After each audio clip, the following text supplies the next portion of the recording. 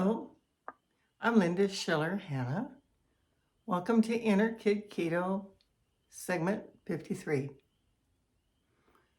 Whether this is your first time here or you've been following along for a while, you're deeply welcome, and thank you for giving us a try. Each segment has a different topic, and some are probably more relevant for you than others. But this is kind of an interesting one and probably pretty universally necessary. Found this cool cup the other day. I flunked anger management. Look at that. Pretty smashed up. I had to have it. The cup we're using around here now is our Inner Kid Keto cup, and our slogan is Feed Yourself Love First. So if you want to get one of these, they're available on our website, innerkidketo.com. But whether you get a cup or not, sit back and relax, because I've got a few things to share with you. Today's topic is anger energy. Anger is an important element of human life. Even in animals and stuff, there is a certain boundary thing with anger. We have three needs as a human: to be seen, to be heard, to be celebrated. Probably a bunch of other needs, but these are pretty important. And these are the kind of needs that can cause anger if they go unmet too long. Some families create a lot of problems for individuals, some work situations, some governments. There's many ways that we can be triggered into anger. Now, I've got little Linda back here. She's my alter ego, and today I've got her kind of muzzled in a sense. She's got her pacifier in, and we've got this little red stress ball, which we could call a ball of anger, she's been holding on to. And probably if you've had some issues with overeating, you might have a ball of anger you've been holding on to as well. So I'm going to talk about healthy anger release. Anger release that doesn't get you ending up in jail or murdered or otherwise really hurt. Even in the Bible, there's a part where Jesus gets angry in the temple because of the money changers. And I couldn't even, as a kid, I didn't know what money changers were, but now I understand because I've traveled enough. If you change money from country to country, you're going to deal with a money changer. And he said this was his father's house. Don't do this kind of business in the temple.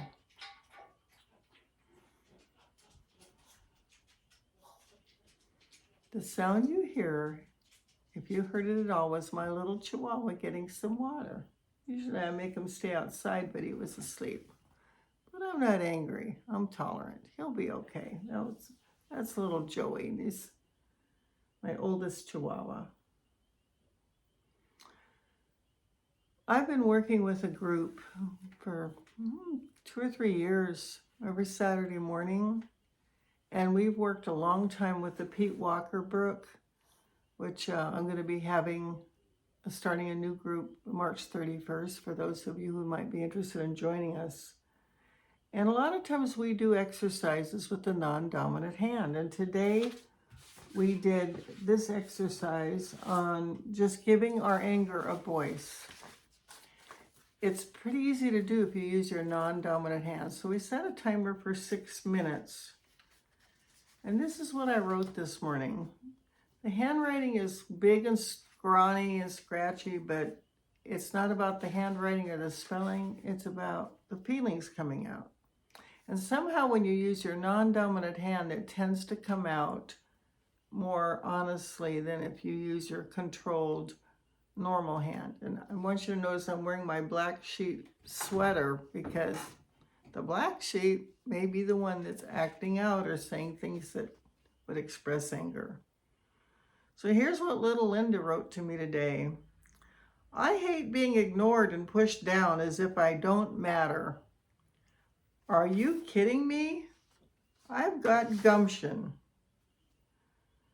I kept you alive just so I could play gotcha at the right time.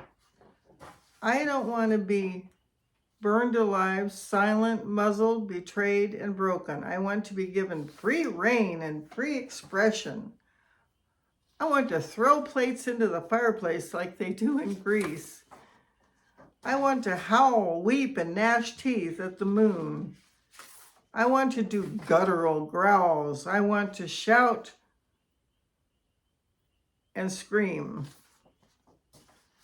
I want to get even and not stuff my hurt or disappointment any longer. Not me, babe. No, no, no, not me, babe. I happened to be blessed to see Bob Dylan in person many years ago, so I love that song, Not Me, Babe. Now that was kind of non-specific anger, just general frustration that can build up in life. I'm living a safe and happy life at this point. It was not always the case, but it is now. About 35 years ago, in my late 20s, I got involved in a dangerous relationship where it was really seriously dangerous. And ultimately, I had to call the police to get out of there. And I ended up joining a women's group for domestic violence. This was many years ago with a former relationship. And this is a power and control wheel, and I'm going to read off some of the ways that people may have legitimate anger. Particularly, this tends to happen with males towards females, but it's not absolutely that case. It could. So I've seen it in gay relationships. It can happen in a lot of different ways. But here are the power and control things. If these are pinging for you, pay attention. Isolation, controlling what she does, who she sees and talks to, where she goes. Emotional abuse, putting her down or making her feel bad about herself, calling him or her names, making him or her think she's crazy. Mind games. Economic abuse, trying to keep her from getting or keeping a job, making her ask for money, giving her an allowance, taking her money.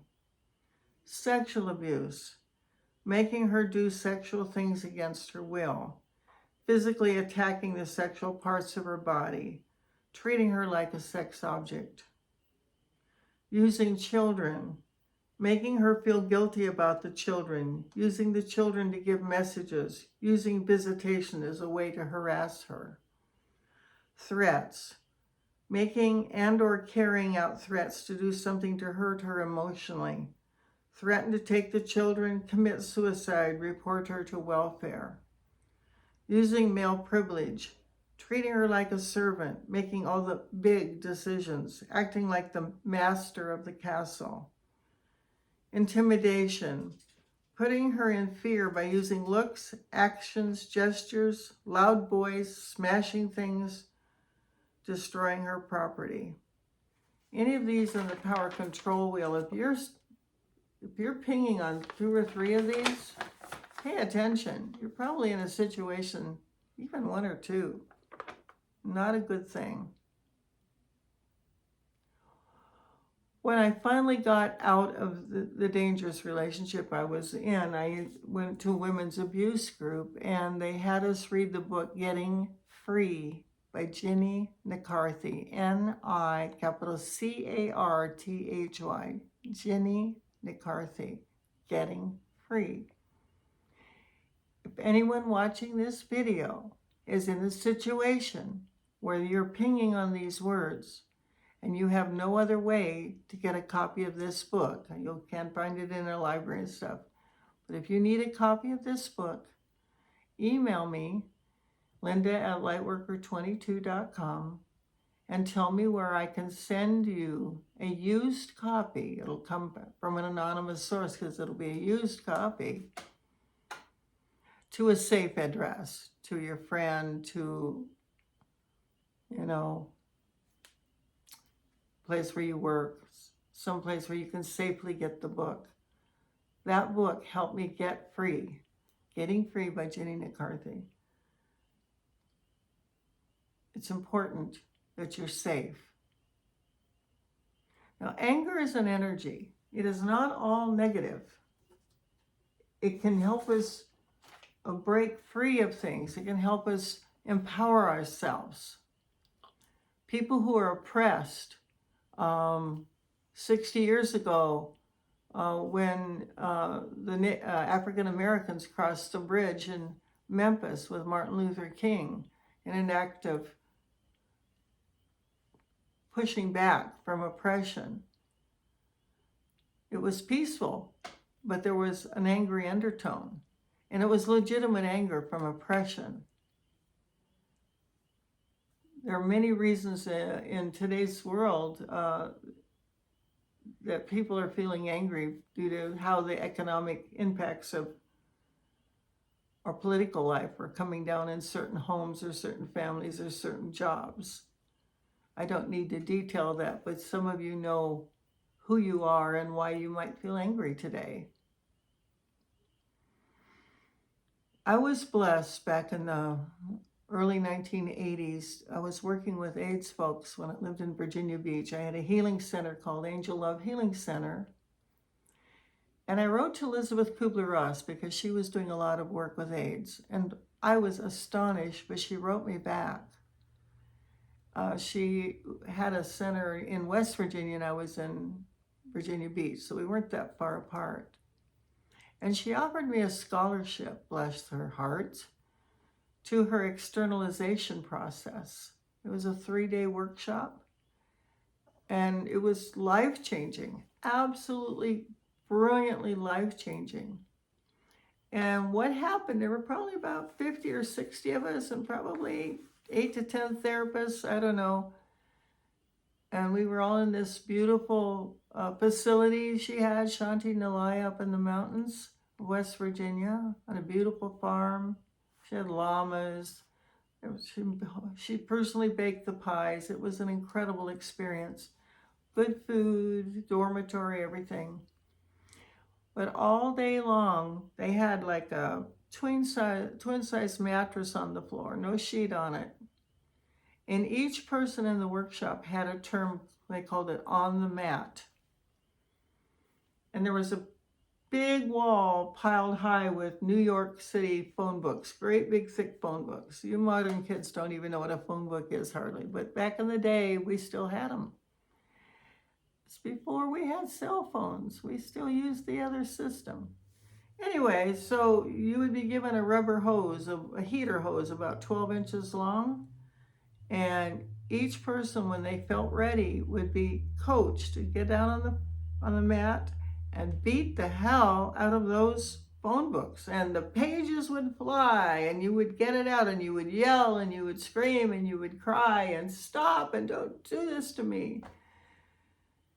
And you got to witness everyone else doing this, and you had your own turn. And by the end of the weekend, everyone had a turn on the mat. And everyone had this incredible intimacy develop as a result of having cleared so much repression and so much anger and so much hurt. Now, Elisabeth Kubler-Ross, who is the author of On Death and Dying and many other books, has since gone into spirit. But her son, Ken Ross, is still doing various projects and public events in her name and following up. And I do believe there are still some folks offering the externalization process. And I'm sure if you got in touch with Ken Ross, he could tell you where to go to have that experience. It is phenomenal. And I completely shifted permanently from that experience. I didn't even know how angry I was until I cleared it. And it's been easier to stay current with little things that go on so that it doesn't build up in that old way. There was a beautiful experiment that Elisabeth did. She took her team of therapists and they went to a jail. I think it was either in England or Ireland, one of those northern countries in the British Isles. And she convinced the guards to let her go into the segment of people on death row. And she said, I will give this workshop to these people on the condition that the guards go with me and the guards do the externalization process too. That it cannot just be the inmates. And they were locked in the jail, I think, for 3 or 4 days doing this process. She wrote about this in some of her materials and her newsletters. And by the end, they agreed, and by the end of that 3 or 4 day event, the guards and the criminals came out arm in arm. They had all bonded through the externalization process. It was absolutely phenomenal. When we're carrying a huge load of hurt, anger, and grief, it can dominate our life. Maybe this is more than you ever wanted to hear about anger, but maybe this is exactly what you need to hear about anger. I've said before, fear and anger live in the same pocket.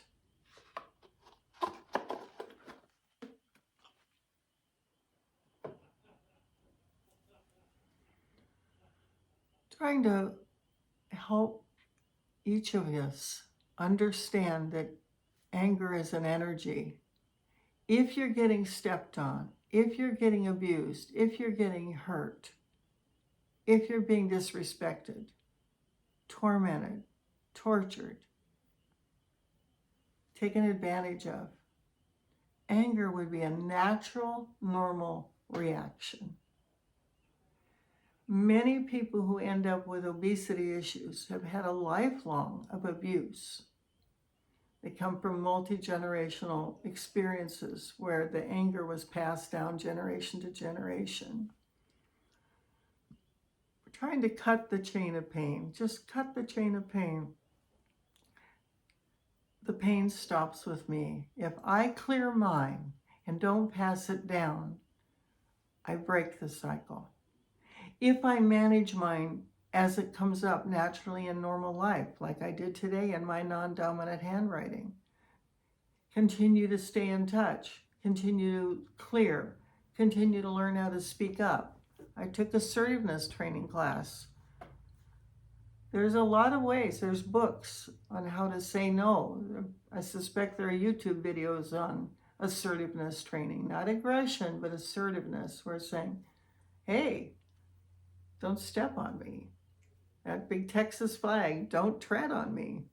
There's a certain truth in that. We do not just want to be weak, miserable, abused, stepped on, miserable people. You got to shine your light. And if you're not weighed down with all the crappy anger that's been held in for 30, 40, 50 years, things can get a lot better. Now, there's another thing about anger.